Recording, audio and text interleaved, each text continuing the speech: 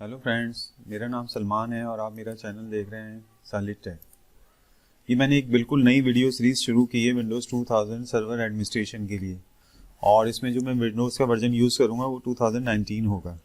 Basically इस series के लिए अगर आप बहुत हेल्प डेस्क यूज़र हैं या आप कोई ऐसे यूज़र हैं जिसको बहुत ज़्यादा नॉलेज नहीं है विंडोज़ सर्वर ऑपरेटिंग सिस्टम के बाद मुताबिक, यानी आप प्री सेल्स में हैं या आप जूनियर एडमिनिस्ट्रेटर हैं या जूनियर नेटवर्क एडमिनिस्ट्रेटर हैं या जूनियर सिस्टम एडमिनिस्ट्रेटर हैं या आप आईटी से रिलेटेड हैं, कोई प्रोग्रामर हैं और आपको एक थॉरो नॉलेज चाहिए कि विंडोज़ सर्वर किस तरह से बिहेव करता है, उसके लाइसेंस टाइप किस तरह से होती है, उसकी इंस्टॉलेशन किस तरह से होती है और उसके अंदर हम क्या क्या चीज़ें देख सकते हैं। तो ये मैंने सारी चीज़ें कवर की हैं इस पूरी सीरीज़ के अंदर। ये काफ़ी लेंथी सीरीज़ होगी, तो इसमें आज मैं एक ही टॉपिक कवर करूँगा इसका क्योंकि इसमें अब आने वाली वीडियो बहुत सारी होंगी। तो बेसिकली इसके अंदर मैं जो चीज़ें कवर करूँगा वो ये होंगी: basics and installation, server roles, active directory, storage, performance management and maintenance. तो ये हम सारी चीज़ें देखेंगे वन बाय वन कि ये क्या चीज़ें होती हैं और हम इनको किस तरह से कैटर करते हैं। Windows server administration concept, basics and installation. अभी अगर आप इस कोर्स को कर लेंगे तो आप बेसिक इंस्टॉलेशन और इसकी टाइप्स वगैरह को समझ जाएंगे कि ये किस तरह से ऑपरेट करती है विंडोज़ 2000 सर्वर, किस तरह का बिहेव करता है। तो इसके अंदर हम सबसे जो चीज़ें कवर करेंगे वो हम वन बाय वन देख लेते हैं। Windows server standard and data centre, ये बेसिकली इसके एडिशन है कि कौन कौन से एडिशन होते हैं। फिर दूसरा टॉपिक होगा manual installation of Windows server. Third होगा ऑटोमेटेड सर्वर इंस्टॉलेशन। फिर डिवाइस ड्राइवर्स होगा और मैनेजिंग ऑपरेटिंग सिस्टम सर्विसेज। मतलब ये सारी चीज़ें मैं आपको करके भी दिखाऊंगा डेमो में। तो ये चीज़ें हम कवर करने वाले हैं। प्री रिक्विजिट इसका ये है, इस कोर्स का ये है कि आपको विंडोज़ 10 आती हो और आपको थोड़ी नॉलेज हो विंडोज़ 10 के मुतालिक के विंडोज़ 10 में नेटवर्किंग क्या होती है, वर्क ग्रुप क्या होता है और डोमेन क्या होता है। उसके अलावा आपको कोई प्री रिक्विजिट नहीं है। अगर आप किसी भी फील्ड में हो और आईटी से रिलेटेड हैं तो ये कोर्स आपको इजीली समझ में आ जाएगा। अगर आप एडवांस यूज़र हैं बहुत ज़्यादा तो फिर आपको ये सारी चीज़ें पहले से ही आती होंगी, लेकिन अगर आप जूनियर लेवल पे या इनिशियल लेवल पे हैं तो ये आपको बहुत बेनिफिशियल होगी ये वाली पूरी ट्रेनिंग। तो इसको पूरी थॉरली देखें, आराम से सुकून के साथ बैठें। तो इस मॉड्यूल के अंदर जो मैं अभी करूँगा तो इसमें हम ये चीज़ें कवर करेंगे: एडिशन ऑफ विंडोज सर्वर के कौन कौन से एडिशन होते हैं, इंस्टॉल विंडोज सर्वर, ये हम आने वाली वीडियो में करेंगे, driver and configuration operating system services. तो सबसे पहले हम ये देख लेते हैं कि सर्वर क्या होता है। What does server means? Edition of Windows server, desktop experience, server core, 2 serving model, 3 licensing model and quick tour of Windows server. Basically ये सारी चीज़ें मैं अभी इसी लेक्चर में कवर कर दूंगा कि ये सारी चीज़ें जो हैं, ये हमारा आज का एजेंडा है कि हम ये सारी चीज़ें इस मॉड्यूल के अंदर हमें कवर करनी है। तो इसमें से सबसे पहली चीज़ है कि सर्वर क्या होता है। सर्वर हम देख लेते हैं, व्हाट डज सर्वर मीन। तो सर्वर की कुछ कैरेक्टरिस्टिक्स होती हैं, कुछ खासियत होती हैं कि ये एक नेटवर्क कंप्यूटर होता है जो नेटवर्क में अटैच होता है, बाकी सारे कंप्यूटर भी इसके साथ अटैच होते हैं। इस accessible bye multiple user provide computing services. Basically एक सर्वर क्या होता है, कुछ सर्विसेज ऑफर करता है तो और वो एक कंप्यूटर में अटैच होता है। ये तो इसकी कैरेक्टरिस्टिक्स होती हैं। इसकी जो फॉर्मल डेफिनेशन है वो क्या ये होती है: computer which provide access over a network to a centralize resources, which means, इसका मतलब ये होता है कि लेट सपोज हम एक एग्जाम्पल ले लेते हैं कि हमारे पास एक सर्वर है, उस पर हमने कोई वेबसाइट होस्ट की है। तो वो बेसिकली क्या होगी, वो वेबसाइट बहुत सारे क्लाइंट उसको एक्सेस कर रहे होंगे। तो उसको उस मशीन को या उस कंप्यूटर को हम क्या कहते हैं, सर्वर, जिसके ऊपर कुछ रिसोर्सेज शेयर हो रही होती हैं। Computer which consume such resources are typically called clients. जो सर्वर अपनी सर्विसेज देता है और उसको हम एक्सेस करते हैं तो हम खुद क्या होते हैं, क्लाइंट्स होते हैं। तो बेसिकली ये क्या होते हैं, सर्वर क्लाइंट का एक मॉडल बन जाता है। अच्छा, इसी तरह एक और मॉडल होता है जिसको हम कहते हैं peer to peer network. Peer to peer network क्या होता है, जिसके अंदर हर कंप्यूटर एज अ सर्वर और क्लाइंट बिहेव कर रहा होता है। फॉर एग्जांपल, हमारे जितने घर के अंदर कंप्यूटर होते हैं उनको हम किस मॉडल के अंदर यूज़ करते हैं, पेयर टू पेयर। इसका मतलब ये होगा कि अगर मुझे अपनी कोई पिक्चर या कोई म्यूज़िक या कोई मूवी अगर किसी अपने घर दूसरे फैमिली मेम्बर के साथ शेयर करनी है तो मैं उसको अपनी शेयरिंग दे दूंगा, वो मुझे अपनी शेयरिंग दे देगा। इसका मतलब है कि हम दोनों के पास कंट्रोलिंग है, कोई सेंट्रलाइज कंट्रोलिंग नहीं होंगी। तो इस मॉडल के अंदर क्या होता है, इस computer can both server and client, no centralize authentication resources और सर्विसेज। यानी इसके अंदर आपके पास जो है वो इतनी कैपेबिलिटी नहीं होती है कि आप सेंट्रलाइज किसी भी चीज़ को मैनेज कर सकें। जैसे हमारी कंपनीज के अंदर, जैसे मेरे कंपनी के अंदर मैं सेंट्रलाइज मैनेज कर सकता हूँ कि कौन क्या एक्सेस करेगा, क्या शेयर करेगा। लेकिन पेयर टू पेयर के अंदर इस तरह से नहीं होता। वो कुछ भी शेयर कर सकता है, वो खुद सर्वर भी एक्ट करता है और एज अ क्लाइंट भी एक्ट करता है।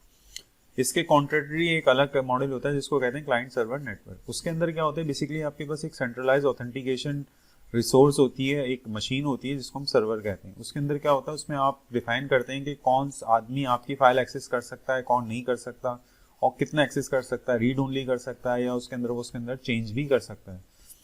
तो उसको हम क्या करते हैं कि सर्वर को एज अ सर्वर ट्रीट करता है, और some are clients and server, some are server, यानी हमारे जो नेटवर्क होता है ऑफिस में, उसमें से कुछ ऐसा नहीं है कि वो दोनों सर्वर क्लाइंट के तौर पे बिहेव कर रहे होते हैं। कुछ कंप्यूटर्स जो होते हैं वो एज अ सर्वर बिहेव कर रहे होते हैं और कुछ एज अ क्लाइंट बिहेव कर रहे होते हैं। जो सर्वर बिहेव कर रहे होते हैं उसके अंदर हम सारी कंट्रोलिंग अपने पास रखते हैं। किसकी हेल्प से? उसकी हेल्प, उसको लिए हम क्या करते हैं, उस पर कोई सर्वर ऑपरेटिंग सिस्टम इंस्टॉल करते हैं। जैसे मेरे इस पूरे कोर्स के अंदर जो मेरा रेफरेंस ऑपरेटिंग सिस्टम मॉडल होगा विंडोज 2019 को मैं रेफरेंस लेके चलूंगा, क्योंकि ये बिल्कुल बेसिक सी वीडियो है, बिल्कुल ये बिगनर लेवल की वीडियो है। इसके कंप्लीट होने के बाद मैं विंडोज 2022 की वीडियो भी लॉन्च करूंगा, और टाइम मिला तो फिर मैं लिनक्स के एडमिनिस्ट्रेशन की वीडियो इसके पैरेलल में स्टार्ट कर दूंगा। अच्छा, सर्वर आर नेटवर्क कंप्यूटर्स, हमने देखा था कि सर्वर नेटवर्क कंप्यूटर्स होते हैं। नेटवर्क कंप्यूटर जो होते हैं वो प्राइवेट भी हो सकते हैं, पब्लिक भी हो सकते हैं और बोथ भी हो सकते हैं। मतलब प्राइवेट का मतलब है कि वो इंटरनेट से एक्सेस नहीं हो रहे, विद इन दी प्रीमिसेस होते हैं। पब्लिक का मतलब है कि उसको उसमें इंटरनेट भी चल रहा है, हम उसको कहीं से एक्सेस भी कर सकते हैं, या तो वो लोकल एरिया नेटवर्क होंगे या वाइड नेटवर्क होंगे। हर सर्वर के अंदर मिनिमम एक नेटवर्क कार्ड होता है जिसको हम बाय डिफॉल्ट निक भी कहते हैं कि 1 निक है। लेकिन कुछ कुछ सर्वर ऐसे होते हैं जिनमें एक से ज़्यादा नेटवर्क कार्ड भी होते हैं, मल्टीपल नेटवर्क कार्ड। उस तरह के सर्वर को हम कहते हैं मल्टी होम सर्वर। अच्छा, server have a multiple users. Server क्या करता है, बेसिकली सर्वर क्या करता है, शेयर्ड रिसोर्सेज आपको प्रोवाइड करता है। वो शेयर्ड रिसोर्सेज आपकी एप्लीकेशंस भी हो सकती हैं, लाइक एफटीपी हो सकती है, फाइल शेयरिंग सर्विस हो सकती है। इसी तरह वो आपको कुछ फाइल शेयरिंग की सर्विसेज भी देता है, कुछ आपको डेटाबेस की सर्विसेज भी देता है। इसी तरह मुख्तलिफ सर्विसेज भी वो आपको प्रोवाइड करता है, जैसे ईमेल सर्वर है, एक्सचेंज सर्वर है, एसक्यूएल सर्वर है। इसी तरह कुछ वो वर्चुअल मशीन्स भी आपको प्रोवाइड करता है, और वो मल्टी यूजर एक्सेस होता है, यानी उस सर्वर को एट अ टाइम बहुत सारे यूजर्स एक्सेस कर रहे होते हैं। जैसे इस पिक्चर में मैंने शो किया है कि 3 यूजर्स इस सर्वर को साइमल्टेनियसली यूज कर रहे हैं और एक्सेस कर रहे हैं। अच्छा, सर्वर ऑपरेटिंग सिस्टम और लाइसेंस फॉर मल्टीपल यूजर और डिवाइसेस। जैसे मैंने आपको बताया था कि सर्वर ऑपरेटिंग सिस्टम जो है वो उसके लिए हम इस तरह का लाइसेंस लेते हैं जिसको multiple user at a time use कर सकते हैं, या बहुत से डिवाइसेस भी उसको एट अ टाइम यूज कर सकती हैं। अब सर्वर की मैंने कुछ छोटी छोटी सी एग्जांपल्स ली हैं ताकि आपको अंडरस्टैंडिंग हो कि सर्वर करता है क्या क्या है। सर्वर प्रोवाइड द सर्विसेज, अब कुछ सर्विसेज प्रोवाइड करता है, जैसे फाइल शेयरिंग की। जैसे फाइल सर्वर होता है आपके ऑफिस के अंदर होता है, जहां आप अपनी फाइल को एक दूसरे यूजर्स के साथ शेयर कर सकते हैं। इसी तरह आपके ऑफिस के अंदर डेटाबेस होगा, एसक्यूएल सर्वर होगा या माइस्क्यूएल सर्वर होगा, वो भी हम किसके ऊपर इंस्टॉल करते हैं, सर्वर ऑपरेटिंग सिस्टम के ऊपर भी इंस्टॉल करते हैं। इसी तरह कुछ सर्वर नेटवर्क एक्सेस भी देते हैं, जैसे आप उनके थ्रू जो है वो इंटरनेट शेयरिंग चल रही होती है, एक नेटवर्क कनेक्शन को बहुत सारे क्लाइंट्स एक्सेस कर रहे होते हैं, जैसे आइजर सर्वर है या सीसी प्रॉक्सी। ये सारी एप्लीकेशन नेटवर्क सर्वर के थ्रू हम क्या करते हैं, आपस में शेयर करते हैं। उसके अलावा ईमेल सर्वर है, एक्सचेंज सर्वर हर जगह ही चल रहा होता है, या आपके पास एमडेमन या कोई और भी सर्वर चल सकता है जो आपको एक्सचेंज जो ईमेल की फैसिलिटी दे। उसके अलावा हम सर्वर को एज अ फायरवॉल भी यूज़ कर सकते हैं, और इसमें हम अपनी कोई सॉफ्टवेयर फायरवॉल को इंस्टॉल कर सकते हैं, जिससे हमारी फायरवॉल की फंक्शनलिटी भी ये देता है। उसके अलावा एक और सर्विस होती है DNS server. DNS server basically आपके नाम रिजॉल्व करता है आईपी एड्रेस में। ये हम डिटेल में देखेंगे ये क्या होता है हमारी आने वाली वीडियो में। अगर आपकी ये चीज़ अभी नहीं सर्विसेज समझ में आ रही है तो इसको आप टेंशन नहीं लें, हम इंशाल्लाह डिटेल में इसको डिस्कस करेंगे। उसके अलावा एक डायरेक्टरी सर्विसेज होती है, जैसे हमारी यहाँ विंडोज़ के इन्वायरमेंट में हम इसको कहते हैं एक्टिव डायरेक्टरी सर्विसेज, और अगर आपके पास लिनक्स होगा तो उसमें एलडेफ सर्विसेज होती हैं। बेसिकली ये भी हमें परमिशन और ऑथेंटिकेशन के लिए सर्विसेज यूज़ करते हैं, और ये भी हमें सर्वर ही प्रोवाइड करता है। उसके अलावा हमारा एक सर्वर होता है जो कि हमारे जितने भी क्लाइंट हैं उनको ऑटोमेटिक अपडेट करता है, जो भी सिक्योरिटी पैचेज आ रहे हैं या जो भी अपडेट आ रही है माइक्रोसॉफ्ट की तरफ से या किसी और वेंडर की तरफ से, तो वो भी हम कहाँ पे इंस्टॉल करते हैं, अपने सर्वर के ऊपर ही इंस्टॉल करते हैं, विंडोज़ 2019 सर्वर पे। तो ये सारी सर्विसेज हमें क्या देता है, हमारा विंडोज़ 2000 सर्वर देता है। उसके अलावा एक बहुत एडवांस फीचर होता है वर्चुअलाइजेशन का। बेसिकली वर्चुअलाइजेशन के अंदर मेरी जो मेरा पूरा चैनल है वो ज़्यादातर 80% वर्चुअलाइजेशन पे ही कंपोज कर रहा है। तो वर्चुअलाइजेशन में बेसिकली हम एक फिजिकल मशीन के अंदर बहुत सारी वर्चुअल मशीनों को क्रिएट कर लेते हैं। तो विंडोज़ 2019 के अंदर ये फीचर होता है कि आप एक मशीन के अंदर मल्टीपल मशीन्स को क्रिएट कर लें। तो ये फीचर भी हमें, ये सर्विस भी हमें विंडोज़ 2019 सर्वर प्रोवाइड करता है। तो server are usually more powerful than client computer, क्योंकि सर्वर इतने सारे काम कर रहा होता है, तो जो नॉर्मल जो हमारा कंप्यूटर होता है उससे ज़्यादा उसमें रैम होती है, उससे ज़्यादा कोर का प्रोसेसर होता है, और उससे ज़्यादा हार्ड ड्राइव होती है। They also have more robust easy fault tolerance design. जिसके अंदर जो होता है सर्वर के अंदर जो हमारी हार्ड ड्राइव्स लगी होती हैं वो फॉल्ट टॉलरेंस में होती है, यानी उसके अंदर एक रेड बना होता है। रेड बेसिकली क्या होता है, redundant array of inexpensive disk, यानी एक मैकेनिज्म होता है जिसमें अगर एक हार्ड ड्राइव फेल होती है तो हमारा डेटा लॉस नहीं होता, बल्कि वो कहीं और से रन हो रहा होता है, उसका एक बैकअप भी बन रहा होता है। वो भी हम डिस्कस करेंगे कि वो किस तरह से होता है। अब हम देख लेते हैं एडिशन ऑफ विंडोज सर्वर। तो विंडोज सर्वर के बेसिकली 3 ही एडिशन होते हैं विंडोज 2000 सर्वर के, एक एसेंशियल है, एक स्टैंडर्ड है और एक डेटा सेंटर। हम वन बाय वन देख लेते हैं कि इनके क्या फीचर्स होते हैं। तो सबसे पहले हम देख लेते हैं एसेंशियल। तो विंडोज सर्वर एडिशन क्या कहाँ यूज होता है? Essential for small business environment, simplified licensing. ये सबसे सिंपल एडिशन होता है। इसके अंदर हमारे पास जो यूज़र होते हैं वो 25 यूज़र तक हो सकते हैं और 50 डिवाइसेस तक हो सकती हैं। अगर इतना बड़ा आपका नेटवर्क है तो आप एसेंशियल को यूज़ करें। उसके अलावा no client access license required. Client access license क्या होता है कि विंडोज़ का कोई भी क्लाइंट, जैसे विंडोज़ 10 है, विंडोज़ 8.1 है या विंडोज़ 7 है, जब भी वो सर्वर की सर्विसेज को यूज़ करता है तो उसको अपना एक इंडिविजुअल रिक्वायर्ड होता है लाइसेंस उस सर्विस को यूज़ करने के लिए, जिसको हम नॉर्मल लैंग्वेज में कैल्स कहते हैं, कैल्स।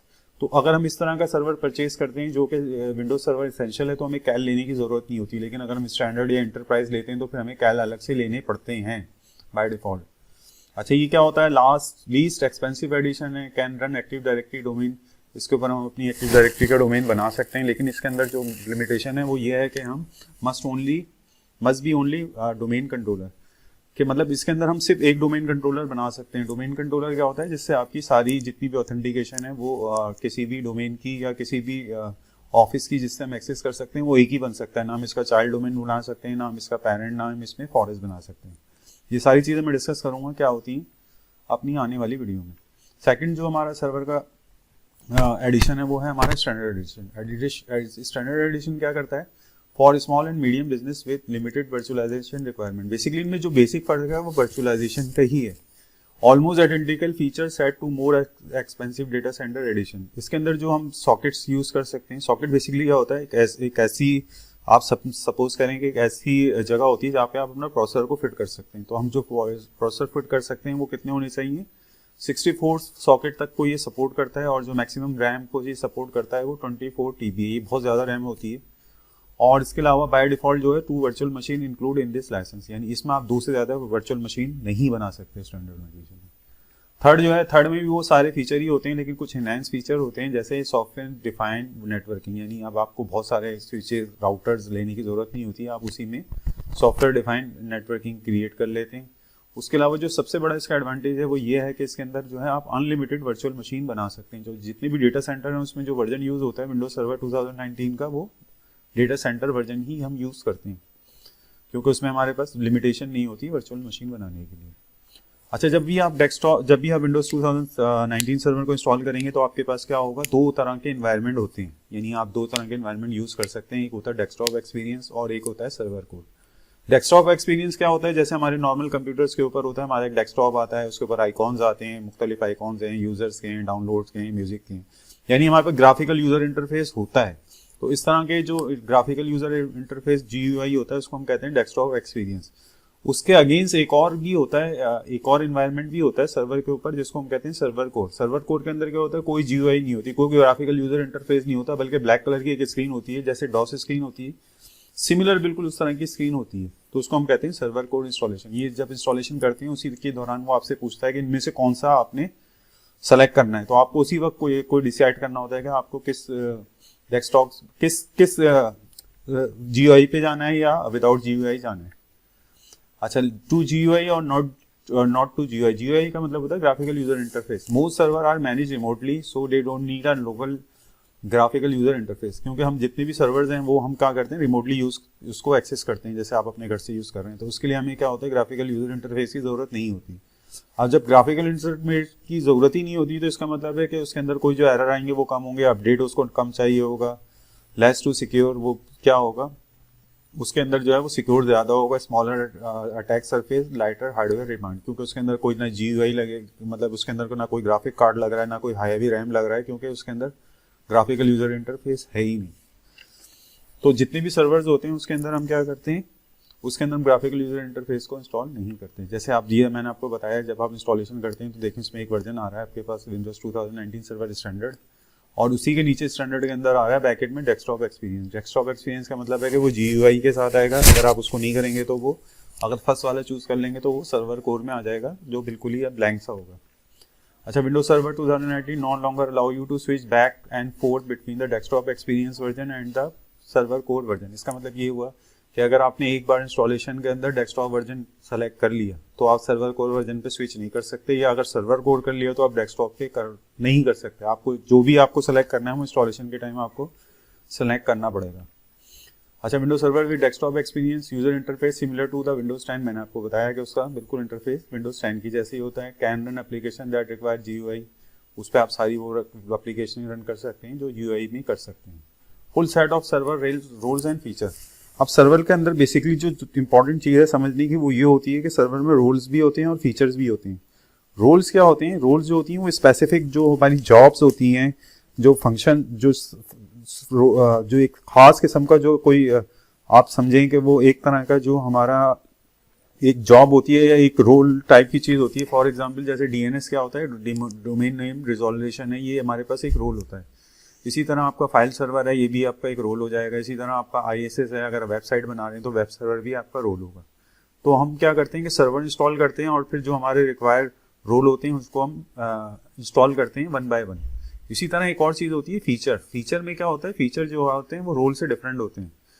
जैसे आपके पास इंक्रिप्शन क्या चीज़ है, वो एक फीचर है। जैसे आपके पास बिट लॉकर है, वो क्या चीज़ है, वो एक इंक्रिप्शन का मेथड होता है, तो ये एक फीचर होता है। इसी तरह अगर आप .NET फ्रेमवर्क को इंस्टॉल करना चाह रहे हैं तो वो रोल नहीं होगा बल्कि वो एक ऐसा फीचर होगा। तो वो फीचर और रोल्स जो है जब सर्वर इंस्टॉल कर लेते हैं तो उसके बाद हम उनको 1 by 1 इंस्टॉल करते हैं। मैं आपको बताऊंगा जब मेरी वीडियोस आ रही होंगी नेक्स्ट के, हम उसको किस तरह से फीचर और रोल को इंस्टॉल करते हैं।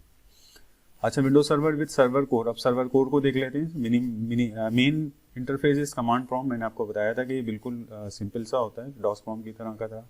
लेकिन जब हमारे पास सर्वर कोर होता है तो उसमें मैनेजमेंट के लिए कुछ यूटिलिटीज़ होती हैं जिनमें थोड़ा बहुत ग्राफिक्स इंक्लूड होता है, जिसमें से सबसे पहली होती है asconfig.cmd। ये बहुत इंपॉर्टेंट यूटिलिटी है, मैं आपको दिखाऊंगा भी ये किस तरह से वर्क करती है।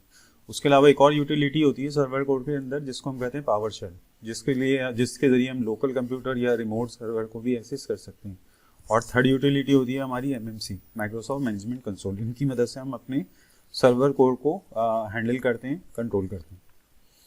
Server core graphical capabilities. अच्छा, सर्वर कोर के अंदर कुछ हम ग्राफिक्स का काम भी मतलब कुछ ग्राफिकल हमारे पास इंटरफेस होते हैं, जैसे डेट एंड टाइम का होता है, कंट्रोल पैनल का होता है, रजिस्ट्री एडिटर का होता है, नोटपैड का होता है, सिस्टम इन्फॉर्मेशन और टास्क मैनेजर। ये सारी चीज़ें हम सर्वर कोर में भी कर सकते हैं। अच्छा, roles that can not run on server core. ये कुछ रोल्स होते हैं, जैसे रोल फीचर मैंने आपको बताया था कि ये वाले रोल्स जो हैं वो सर्वर कोर के ऊपर नहीं चल सकते, जिसमें से इंटरनेट प्रिंटिंग है, network policy, remote desktop gateway, remote desktop house, session host, remote desktop web access, ISS management and Windows deployment service. अच्छा, ये रोल्स कौन कौन से होते हैं और क्या काम होते हैं इसको आप अभी ना उसकी डिटेल में नहीं जा रहे हैं हम अभी। बहरहाल ये कुछ रोल्स होते हैं जो कि सर्वर कोर पर रन नहीं होते। क्या होते हैं हम आपको आने वाली वीडियो में बताऊंगा। इसी तरह ये कुछ फीचर्स हैं जो हम सर्वर कोर के ऊपर जो है कभी भी रन नहीं कर सकते, जिसमें रिमोट असिस्टेंस है, रिमोट सर्वर एडमिनिस्ट्रेशन टूल है, SMTP सर्वर है, पावर शेल है, वायरलेस लैन सर्विसेज है। यानी ये कुछ फीचर्स हैं जो हम अगर हमारी इंस्टॉलेशन विंडोज कोर की होगी तो हम ये कभी भी एक्सेस नहीं कर सकते। ये क्या होते हैं और क्यों कैसे एक्सेस होते हैं ये मैं आपको बाद में बताऊंगा। उसके अलावा कुछ ऐप्स हैं जो कि हम रन नहीं कर सकते अगर हमने सर्वर कोर इंस्टॉलेशन की है, जिसमें प्रोजेक्ट सर्वर है, शेयरपॉइंट सर्वर है, सिस्टम कॉन्फ़िगरेशन मैनेजर है, system center virtual machine manager है, system center data production manager है। मतलब ये कुछ ऐप्स हैं जो हम अगर हमारी इंस्टॉलेशन सर्वर कोर की होगी तो हम इसको रन नहीं कर सकते। If you only have one server on your network, it should be properly run on desktop experience। अगर एक ही सर्वर है आपके पास तो आप हमेशा उसके ऊपर GUI या डेस्कटॉप एक्सपीरियंस को ही इंस्टॉल करें, अदरवाइज आपको प्रॉब्लम होगी। इंट्रोडक्शन टू, इसका हम डेमो देख लेते हैं। ये देखें, अब मेरे सर्वर कोर का मैंने डेमो लिया है।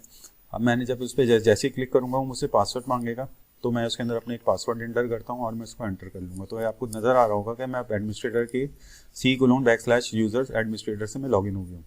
तो इसके अंदर एक जो सबसे इंपॉर्टेंट जो यूटिलिटी थी मैंने आपको बताया था asconfig.cmd, हम इसको लिख के और एंटर करते हैं तो देखें आपको एक स्क्रीन नज़र आ गई। इसमें हम अपनी बेसिक एडमिनिस्ट्रेशन का काम कर सकते हैं। जैसे ये आपको बहुत सारे ऑप्शन नज़र आ रहे होंगे, जैसे 1 पे नज़र आ रहा होगा डोमेन वर्क ग्रुप, 2 पे कंप्यूटर नेम, इसी तरह से आपको नज़र आ रहा होगा मुख्तलिफ ऑप्शन नज़र आ रहे होंगे। जैसे 8 नंबर पर आपको नज़र आ रहा होगा नेटवर्क सेटिंग, तो मैं अगर 8 नंबर को टाइप करके एंटर करूँगा तो आपको देखा मैंने लिखा नंबर 8 और मैंने इसको एंटर कर दिया, तो ये आपको क्या बता देगा कि आपके पास जो है IP एड्रेस क्या है नेटवर्क से रिलेटेड। तो अब जैसे 3.200 आ रहा है हमारे पास।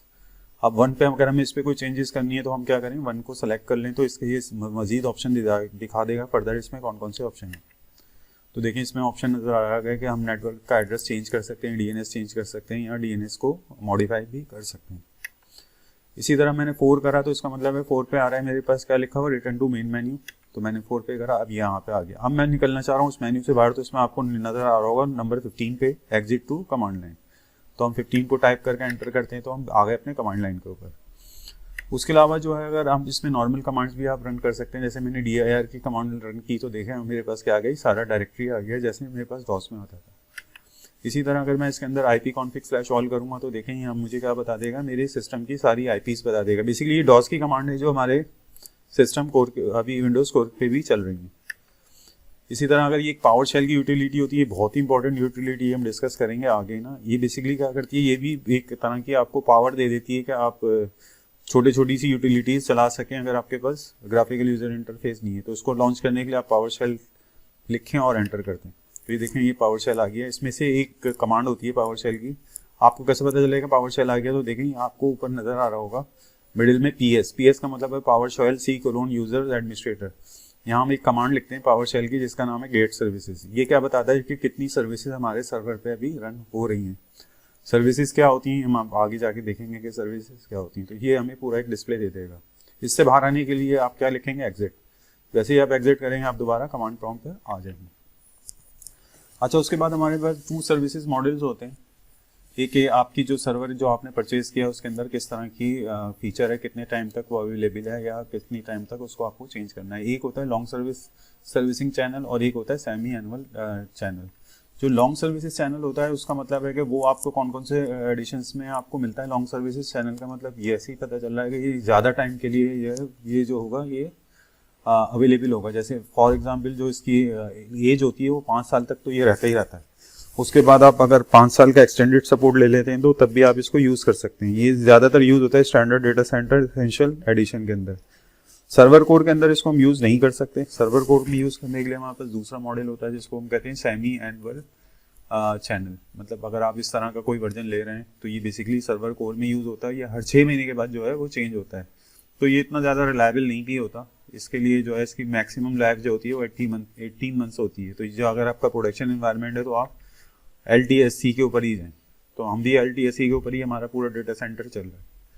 उसके बाद आता है if you want to new future as soon as possible we use semi annual channel. If you want to a reliable platform for traditional server duties for long term service channel. यानी अगर आपके पास reliability चाहिए तो आप LTSC के ऊपर ही switch करें। Licensing model जो होते हैं वो 3 होते हैं।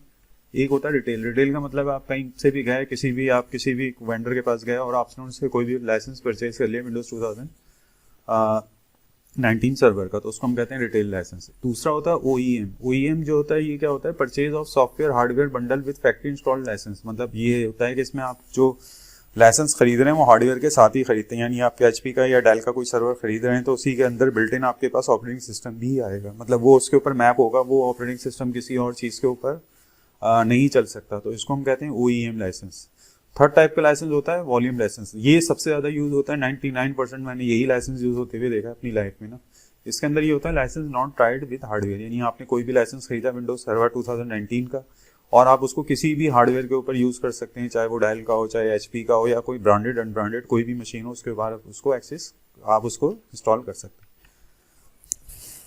अच्छा, प्रोसेसर और cores. Windows server 2000 was license on a per processor basis पे। पहले ये होता था कि पुराने जितनी भी सर्वर के वर्जन थे ना, वो उसमें जो विंडोज की लाइसेंसिंग होती थी वो पर प्रोसेसर बेस होती थी। यानी आपके पास अगर एक प्रोसेसर लगा है उसमें 8 कोर हो, 16 कोर हो या 48 कोर हो या 32 कोर हो तो उससे कोई फर्क नहीं पड़ता था। लेकिन 19 के अंदर उन्होंने चेंज कर दिया। अब उन्होंने कर दिया कि आपके पास जो भी प्रोसेसर लगे उस पर आपका लाइसेंस डिपेंड नहीं करेगा, उस प्रोसेसर के अंदर जितनी कोर्स यूज़ कर रहे हैं उसके ऊपर आपका लाइसेंस डिपेंड करता है। यानी 8 कोर के प्राइसेस कुछ और होंगे, 16 कोर के कुछ और होंगे। इसी तरह आपके पास क्या होता है, अभी अगर आप सर्वर ऑपरेटिंग सिस्टम यूज़ कर रहे हैं तो आपको कैल्स लेने पड़ते हैं। कैल क्या होते हैं कि जो भी आपके क्लाइंट एक्सेस कर रहे हो वहाँ आपके सर्वर को, तो उसके लिए आपको क्या करना पड़ेगा, पर डिवाइस आपको कैल लेना पड़ेगा। या तो पर डिवाइस लेना पड़ेगा या पर यूज़र आपको कैल लेना पड़ेगा। तो मेरी रिकमेंडेशन ये है कि फॉर एग्जाम्पल आप सपोज करें आपके पास आपके कंपनी में 4 कंप्यूटर हैं लेकिन यूज़र 10 हैं, तो इस केस के अंदर आप क्या करें, आपके पास डिवाइसेस कम है तो आप जो लाइसेंस लें वो लें पर डिवाइसेस, क्योंकि उन 4 कंप्यूटर के ऊपर जितने भी यूज़र स्विच कर लेंगे उससे कोई फर्क नहीं पड़ेगा, तो आपको वो चीप पड़ेगा। और इसी तरह से अगर आपके पास यूज़र्स कम है और डिवाइसेस ज़्यादा हैं, फॉर एग्जांपल आपके पास 10 यूज़र्स हैं, लेकिन हर यूज़र के पास एक लैपटॉप, एक डेस्कटॉप, एक मोबाइल या एक टैब है, तो उसके लिए क्या करें आप उस पर आप पर यूज़र लाइसेंस ले लें, तो उसमें वो आपको चीप पड़ेगा। क्योंकि एक यूज़र 3 डिवाइस यूज़ कर रहा है तो वो आपको वो कैल ज़्यादा सस्ते पड़ते हैं। तो हम लोग भी इसी तरह से करते हैं कि हम देखते हैं कि हमारे डिवाइसेस ज़्यादा हैं या यूज़र, उसके हिसाब से हम अपने क्या करते हैं, लाइसेंस परचेज करते हैं। सेम हम अप्लाई करते हैं रिमोट डेस्कटॉप सर्विस कैल के ऊपर के हमारे पास किस तरह के रिमोट एक्सेस के सर्वर हैं या यूजर्स हैं, उसकी भी हम कैलकुलेशन इसी तरह से करते हैं। अच्छा, we will discuss how to activate Windows server in our module installing. अब ये चीज़ हम अपनी आने वाली वीडियो में डिस्कस करेंगे। विंडोज लाइसेंसिंग के लिए मेरी रिकमेंडेशन ये है कि आप अपने किसी भी लोकल वेंडर को बुलाएं और उसके साथ बैठ के मीटिंग करें, डिस्कस करें। वो आपको सही बताएगा कि लाइसेंसिंग किस तरह से करनी है, क्योंकि माइक्रोसॉफ्ट ने लाइसेंसिंग को बहुत कॉम्प्लेक्स कर दी। Quick tour of Windows server. तो ये विंडोज सर्वर 19 का हम एक छोटा सा डेमो देखते हैं, क्विक टूर देखते हैं कि किस तरह का उसका GUI होता है। वैसे तो मैं इसकी सारी इंस्टॉलेशन करूंगा, लेकिन ये आपको एक छोटा सा ओवरव्यू दे देता हूँ। देखें, जैसे ही आप विंडोज खोलेंगे तो आपको ऊपर टॉप में नजर आ रहा होगा सर्वर मैनेजर। बेसिकली हमारा डैशबोर्ड होता है जिससे हम अपने पूरे सर्वर को मैनेज करते हैं। तो इसके अंदर आपको डैशबोर्ड नजर आ रहा होगा, लोकल सर्वर, ऑल सर्वर और ये सारी चीज़ें नजर आ रही होंगी। इसी की तरह देखें दूसरी मशीन के अंदर क्या होगा कि हमने डैशबोर्ड के अंदर नीचे आपको नजर आ रहा होगा रोल्स, जो हमारे रोल इसमें इंस्टॉल हुए हैं। जैसे इसके अंदर अभी मुझे जो नजर आ रहा है वो ADDS मतलब एक्टिव डायरेक्टरी का रोल इंस्टॉल हुआ हुआ है, DNS का हुआ है और फाइल स्टोरेज सर्विस का रोल हुआ हुआ है। कोई भी रोल ऐड करना है तो ऊपर ही देखें आपके पास एक लिंक आ रहा होगा, ऐड रोल एंड फीचर। आप इसको क्लिक कर लेंगे तो एक विज़ार्ड स्टार्ट हो जाएगा। आपने नेक्स्ट करना है, उसके बाद आपने सेलेक्ट करना है कौन सा रोल है। देखें रोल आ रहा है, जैसे मेरे एक्टिव डायरेक्टरी का है, फाइल सर्वर का है, इसको हम यहाँ से सेलेक्ट कर लेते हैं। इसी तरह फीचर नेक्स्ट करेंगे तो फीचर आ जाएगा, जैसे .NET फ्रेमवर्क मैंने बताया था आपको एक फीचर, तो हम यहाँ से फीचर को भी सिलेक्ट करके नेक्स्ट कर लेते हैं। कोई अगर आपको add other server to your manage, इसके बाद थर्ड नंबर नजर आ रहा है कि अगर आप इसी कंसोल से रहते हुए दूसरे सर्वर को मैनेज करना है तो आप क्या करें, इस लिंक को क्लिक कर लें। तो उसके बाद आप क्या करेंगे, किसी दूसरे सर्वर को भी देखें, जैसे मेरे इस कंसोल पे दूसरा सर्वर आ गया जिसको हम क्या लिखें, हाइपर 1 के नाम से आ गया। तो हम इसको भी यहाँ से हम इसको यहाँ से मैनेज कर सकते हैं। इसको मैनेज करने के लिए जैसे मेरा लोकल सर्वर है उस पर राइट क्लिक करूंगा तो ये सारे ऑप्शन आ जाएंगे जो मेरे लोकल सर्वर के। सेम इसी तरह अगर मैं रिमोट पे करूंगा तो ये देखें ये सारे मेरे पास, मैं रीस्टार्ट सर्वर को करूंगा तो मेरा रिमोट सर्वर रीस्टार्ट हो जाएगा। यानी एक ही कंसोल से हम अपने मल्टीपल सर्वर्स को मैनेज कर सकते हैं। इसी तरह ये देखें हम लेफ्ट साइड पर आ गया मेरा लोकल सर्वर, तो लोकल सर्वर को भी हम यहाँ से एक्सेस कर सकते हैं। यहाँ पे आपको कंप्यूटर नेम नज़र आ रहा होगा, इसको मैं क्लिक करके चेंज कर सकता हूँ। कंपनी नज़र आ रही होगी, IP एड्रेस, ये मुख्तलिफ ऑप्शन हैं जो ब्लू कलर में नज़र आ रहे हैं, इनको हम क्लिक करके चेंज कर सकते हैं लोकल सर्वर पे। जैसे ये आपको नज़र आ रहा होगा कि हमने कब विंडोज़ अपडेट की थी, ये सारी चीज़ें हम कौन कौन से काम कर चुके हैं। इसी तरह देखेंगे आप ऑल सर्वर के नीचे आपको एक ये सारी चीज़ें नज़र आ रही है, ADDS। बेसिकली ये क्या चीज़ है, हमारे जो रोल इंस्टॉल हो जाते हैं वो फिर हमें यहाँ पे डिस्प्ले में आ जाते हैं लेफ्ट साइड के ऊपर। ADDS, DNS, file server, Hyper-V, ये सारी रोल हमने क्या करें अपने लोकल सर्वर के ऊपर इंस्टॉल करेंगे। तो देखें डैशबोर्ड पर मेरी ये सारी चीज़ें आ गई, रोल्स एंड फीचर बिल्कुल एक पूरा मुझे एक ओवरव्यू दे रहा है। ग्रीन कलर का मतलब है कि इसमें कोई भी अभी कोई प्रॉब्लम नहीं है। अगर बाज़ों का ये ऑरेंज या रेड हो जाता है तो इसका मतलब है इसमें कोई प्रॉब्लम होती है, तो फिर आपको इसको ड्रिल डाउन करना पड़ता है कि आपके पास किस जगह पे क्या प्रॉब्लम आ गई। तो ये बेसिकली अब मैंने मैंने डेस्कटॉप ओपन करा तो ये आपको बिल्कुल विंडोज 10 की तरह ही नज़र आ रहा है। अगर मैं आपको नहीं बताऊं तो ये आप नहीं डिस्टिंग्विश कर सकते हैं। अभी जैसे मैंने एडमिनिस्ट्रेटर टूल खोले हैं तो उसमें मुझे active directory side and services नज़र आ रहा है। इसी तरह ये विंडोज सेटिंग भी विंडोज 10 ही की तरह है। और इसी तरह अगर हम कंट्रोल पैनल को भी ओपन करेंगे तो ये बिल्कुल सिमिलर है विंडोज 10 की तरह, मतलब ये विंडोज 10 का और उसका GUI ऑलमोस्ट सेम है। इसी तरह हम देखने को अगर एक्सप्लोर करें फाइल एक्सप्लोर से तो C ड्राइव भी हमें बिल्कुल वैसे ही नज़र आ रही है। तो चलें ये नेक्स्ट वीडियो के अंदर इंशाल्लाह हम इसको विंडोज सर्वर को इंस्टॉल करते हैं। तो मैंने एक छोटा सा ये ओवरव्यू देखा है क्योंकि ये आपको बेसिकली थोड़ा सा एक नॉलेज हो जाएगी कि आपको किस तरह का लाइसेंस लेना है, विंडोज सर्वर होता क्या है और उसके अंदर सॉकेट का क्या होता है, उसके एडिशन कौन कौन से होते हैं और कौन सा आपको इंस्टॉल करना चाहिए। तो ये मैंने सीरीज़ स्टार्ट की, अगर आपको अच्छी लगी है तो फिर मुझे कमेंट्स में ज़रूर बताएं कि मैं इसको कंटिन्यू करूं नहीं करूं और किस लेवल पे जाऊं। अगर ये आपको अच्छी लगेगी तो उसके बाद मैं विंडोज़ 22 की भी पूरी एक सीरीज़ बनाने की मैं चाह रहा हूँ, मेरी पाइपलाइन में है। इसी तरह विंडोज़ मैं उसके अलावा लिनक्स की भी पूरी एक एडमिनिस्ट्रेशन की वीडियो बनाना चाह रहा हूँ, लेकिन मेरे टाइम का थोड़ा सा कॉन्स्ट्रेंट होता है। तो खैर आपको वीडियो कैसी लगी मुझे कमेंट्स में ज़रूर बताइएगा ताकि फिर मैं कोई नेक्स्ट अच्छी वीडियो बनाऊँगा आपके लिए ना। तो again thank you very much for your time.